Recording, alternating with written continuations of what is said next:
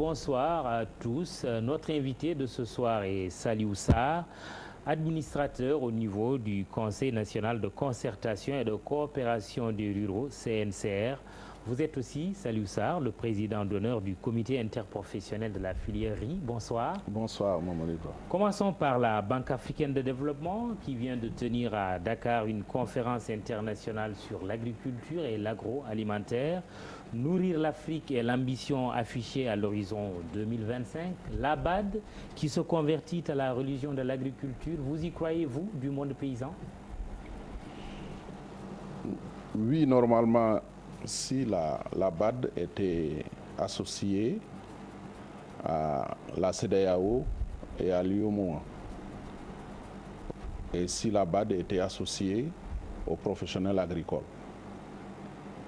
Je dis associée à la CEDEAO, à l'UEMOA, parce que ces deux instances régionales, au niveau de l'UEMOA, donc au niveau de la CEDEAO, ont élaboré des politiques agricoles. Et des politiques agricoles pour la sous-région donc de la CEDEAO, 15 pays plus la Mauritanie, ça fait 16. Et que il y a 3 semaines, la CEDEAO était en train d'évaluer l'ECOWAP, donc la politique agricole de 2005, donc ECOWAP plus 10, pour voir d'ici l'horizon 2025 comment l'agriculture africaine devait se comporter pour nourrir donc l'Afrique de l'Ouest, pour donner des emplois, des revenus et un bien-être aux populations. Vous voulez dire, à l'échelle africaine, la BAD doit travailler aussi à une politique agricole commune? Oui, parce qu'au niveau de ce sommet, on a vu vous y avez été associé, vous, du monde paysan? Du monde paysan, je peux dire oui et non. Sénégalais et africains, je veux dire. Oui, parce qu'à la veille, le CNCR a reçu une invitation pour un forum où on doit réfléchir sur la transformation de l'Afrique pour nourrir l'Afrique. Je pense que c'est court. Et quand notre président, notre représentant est parti, on a vu que les organisations professionnelles africaines n'étaient pas invitées. Et pourtant, l'Afrique de l'Ouest a aujourd'hui un réseau qui s'appelle ROPA, qui a de l'expertise, qui a participé à l'élaboration de la POA en 2001, donc la politique agricole de l'Union, de l'UEMOA, qui a participé dans le groupe d'experts pour définir le programme détaillé donc de l'Afrique, de l'agriculture en Afrique, participer, donc c'est le volet NEPAD de 2003, participer à l'élaboration donc de l'ECOWAP de 2005. Et ce sont ces instances-là, UEMOA et CEDEAO, qui pensent qu'aujourd'hui, on ne peut pas parler d'agriculture sans effectivement donc appeler ce réseau des organisations professionnelles agricoles de l'Afrique de l'Ouest. Donc, nous pensons que si on doit parler de comment nourrir l'Afrique par l'Afrique, on ne peut pas le faire sans les organisations paysannes. Donc, vous regrettez cette absence? Absolument, parce que finalement, on va essayer de vouloir faire le bonheur sans les concerner. Alors, on parlait de la politique agricole commune. Si elle devait être élaborée à l'échelle africaine, comment vous le voyez, vous? Mamadou, la politique agricole africaine est déjà élaborée, donc en 2005, au niveau de l'ECOWAP, la politique agricole. Et l'Europa a joué un rôle fondamental. Et l'ECOWAP a accepté de mettre l'Europa dans le groupe d'élaboration, en donnant le temps à ce que les plateformes nationales, donc des différents pays de la CEDEAO, ces plateformes-là puissent faire des ateliers nationaux au niveau des grandes filières et un atelier national pour prendre des préoccupations et aller dans une réunion avec l'ensemble des pays et la CEDEAO pour pouvoir faire des propositions. C'est pourquoi aujourd'hui au niveau de l'ECOWAP, on fait une reconnaissance des exploitations agricoles familiales et on compte sur les exploitations agricoles familiales pour pouvoir nourrir l'Afrique et atteindre la souveraineté alimentaire. Et c'est possible? Vous êtes d'accord avec la BAD? Oui, c'est possible. C'est possible par rapport à l'horizon? À l'horizon 2025 parce que déjà, dans l'évaluation ECOWAS plus 10 qu'on a commencé il y a quelques semaines, l'horizon de la CEDEAO, c'est 2025.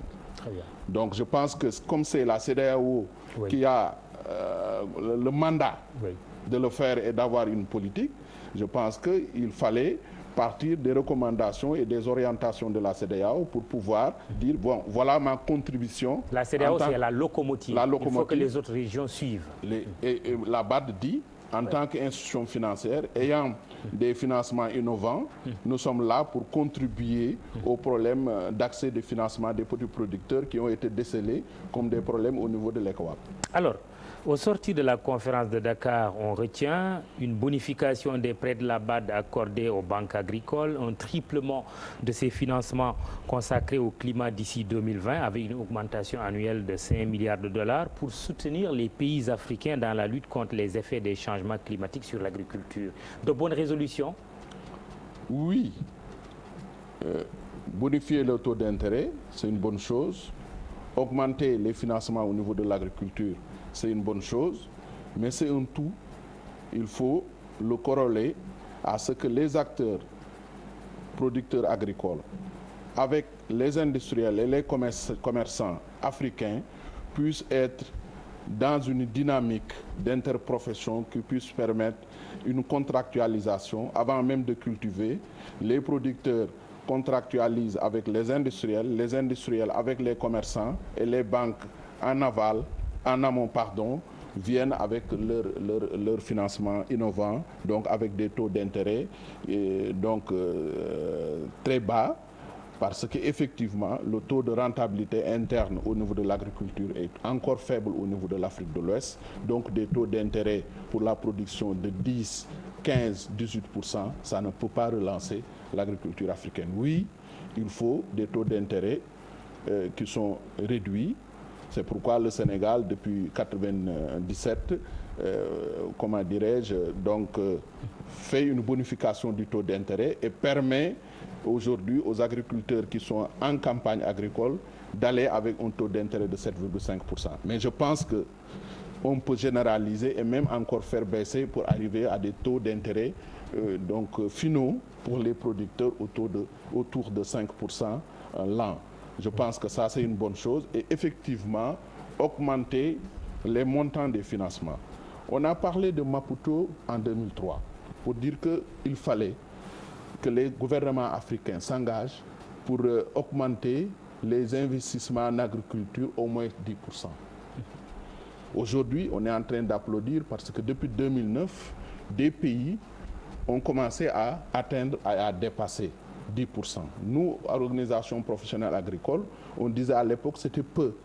Parce que si on veut que l'agriculture africaine puisse être la locomotive de notre développement, il faut que l'accès au crédit pour les petits producteurs, les acteurs au niveau du secteur agricole devienne une réalité, tant au niveau de la production, au niveau de la transformation et au niveau de la commercialisation. On a essayé de faire l'évaluation de Maputo.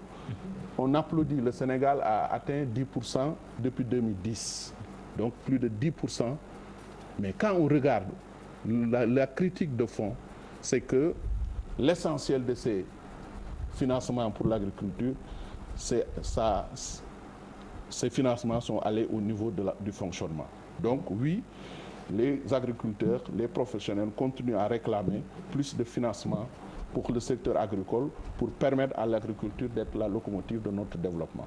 Il y a aussi derrière l'agrobusiness, parce que quand on parle du secteur financier, de son implication dans l'agriculture, on ne peut pas ne pas faire allusion à l'agrobusiness. Comment vous vivez cela en tant qu'acteur de l'agriculture? Un espoir ou une peur bleue de cet agrobusiness?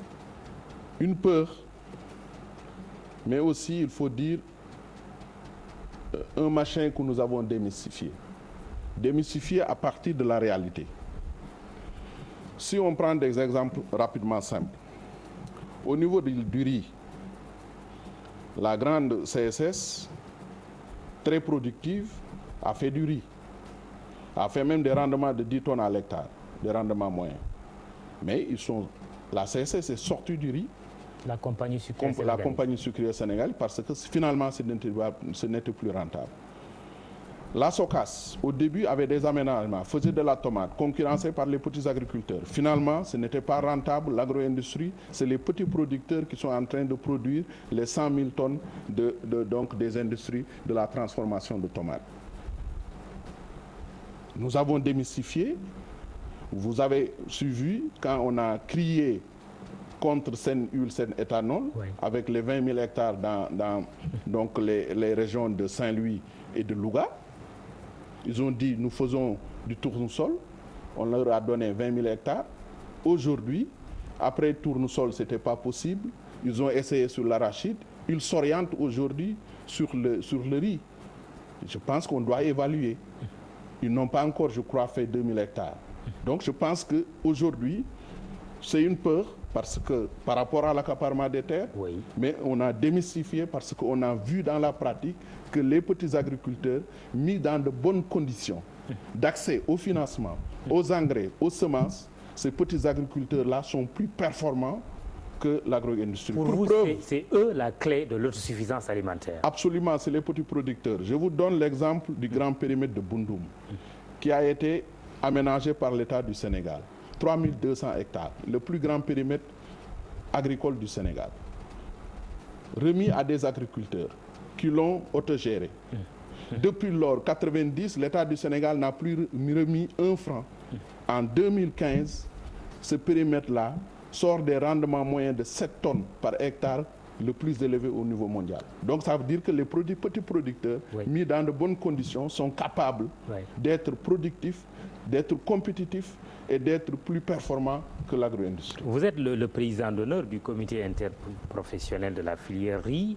L'objectif affiché par le président Macky Sall est d'assurer une autosuffisance en riz en 2017 au Sénégal. Donc c'est dans 2 ans. Réaliste comme objectif? Oui, à l'époque, donc il y a 2 ans, en 2014, on le disait. Donc moi je fais partie des personnes qui ont cru à cela et qui ont montré aux Sénégalais que c'était techniquement possible.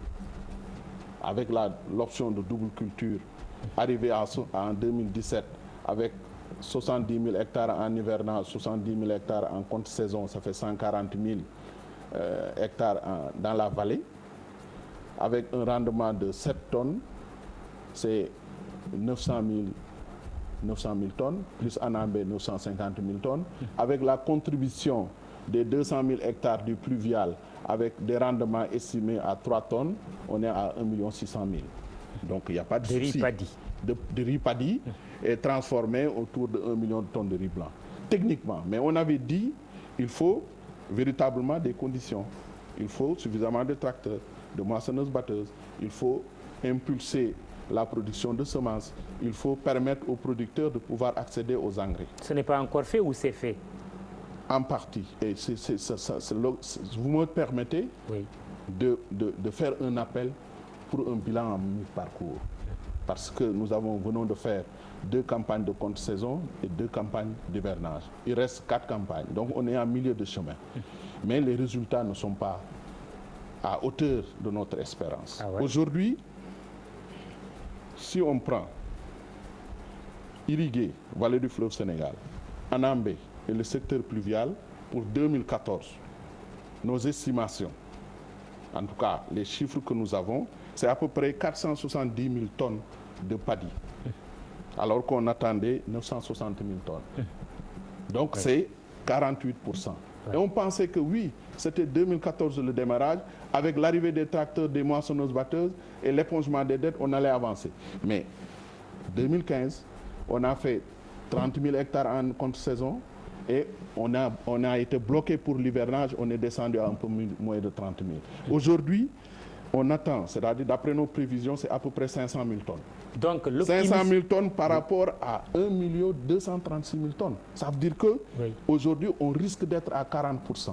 40% par rapport à des objectifs qui étaient annuellement et avec des choses très clairement précisées. Donc, pour vous, l'optimisme affiché par les autorités concernant les récoltes de cette année, c'est un optimisme qu'il faut relativiser. Le président dit même qu'on devrait atteindre un taux de croissance de 6% du fait des bonnes récoltes attendues cette année. Oui, j'ai entendu le président, justement au forum de la BAD, oui, parler de 800 000 tonnes de paddy. oui. Le président de BAD ou directeur de BAD parlait de 1 million de tonnes. Non, ce n'est pas exact. Ah oui? Ce n'est pas exact. Avec l'optimisme, l'hypothèse la plus optimiste, on va être autour de 500 000 tonnes de paddy irriguées et pluviales. C'est pourquoi j'alerte les autorités présidentielles pour véritablement s'asseoir, pour regarder à mi-parcours le bilan et revoir les hypothèses. Personnellement, moi j'ai des idées, mais je pense qu'effectivement, il faut revoir les hypothèses pour pouvoir redresser et ne pas aller dans l'option d'une double culture, 50% en hivernant, 50% en irrigué au niveau du secteur irrigué. Et ces pluies qui continuent de tomber, une bonne nouvelle pour les paysans? Une bonne nouvelle pour la Casamance qui est en train de faire de la riziculture de plateau ou de mangrove. Mais mauvaise nouvelle pour toutes les spéculations de mil, souna, d'arachide avec les variétés hâtives et qui n'avaient pas de dormance. Ces spéculations sont mûres depuis plus d'1 mois. Oui. Et si la pluie continue, c'est effectivement un problème. On peut avoir de bonnes emblavures, on risque d'avoir de la paille et même une paille gâtée parce que la pluie a retombé. De mauvaises récoltes à la fin. Oui, donc je ne le souhaite pas, mais en tout cas, oui, ces pluies pourraient poser des problèmes. Et pourtant, ce n'est pas une nouveauté. La réunion du 8 mai au Sénégal, du SILS, sur les prévisions, avait dit sur la fin des pluies, c'est normal à excédentaire. Ça veut dire que ça va dépasser la moyenne, donc la date butoir du 10 octobre. Donc ça veut dire qu'en termes de prévision, on pouvait dire, écoutez, quand j'ai une variété à court cycle de 80-92, 10 jours, je vais décaler au niveau du semis. Dernière question en 30 secondes. Quand on vous dit que le Sénégal fait partie des 25 pays les plus pauvres du monde, document du FMI? Oui, ça ce n'est pas surprenant parce que quand on regarde le taux de malnutrition, le classement du Sénégal, le taux de malnutrition de la FAO, la moyenne ouest africaine est de 16,5%. Le Sénégal est encore toujours à 20,3%. Ça veut dire qu'un Sénégalais sur 5 est malnutri. Aujourd'hui, à peu près 50% de nos besoins alimentaires sont importés. On a un taux de productivité agricole très faible. Oui, le Sénégal qui était dans le groupe des PMA, donc les pays les moins avancés, le montre par rapport à son taux de PIB qui est autour de 940 $ par an. Parole d'un paysan, Salif Sarr, vous êtes membre du conseil d'administration du Conseil national de concertation et de coopération des ruraux et président d'honneur du comité interprofessionnel de la filière riz. Chérif, c'est tout pour ce soir. Je te retourne le micro. Merci de nous avoir suivis. Demain, rendez-vous avec Antoine Diouf. Bonsoir.